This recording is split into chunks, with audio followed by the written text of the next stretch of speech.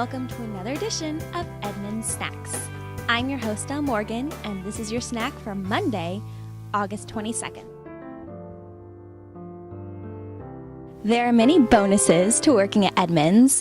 One of these that you may have never explored is the Quiet Room. The Quiet Room is on the 5th floor, and it's available to anyone at any time to go in and take a little break, take a nap, take some time to yourself when you need it. Let's see what goes on.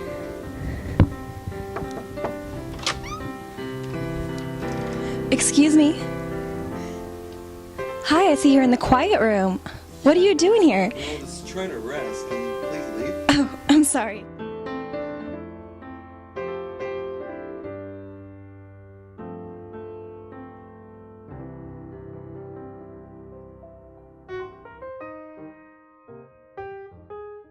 My name is Wandi Kunene, and I'm a vehicle data editor, part of the content operations. My purpose is to receive data and enter it into our database for technical specifications, options, specs, everything that you see on the Edmunds site pertaining specifically to vehicle data comes from content operation. We just received data from Subaru, one of obviously many of the OEMs, original equipment from the manufacturer. It included PZEV pricing for the PZEV versions of the cars, which are partial zero emissions vehicle, and options and specs for those cars.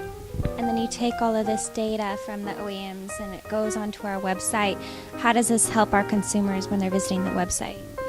Well, when they go on the site to do the research, any of their navigation to compare vehicles, for example, that information comes from our data. So each of the members of the data team are responsible for certain specific manufacturers, such as, for example, I'm responsible for BMW, Subaru, Rolls-Royce, Mini, Maybach.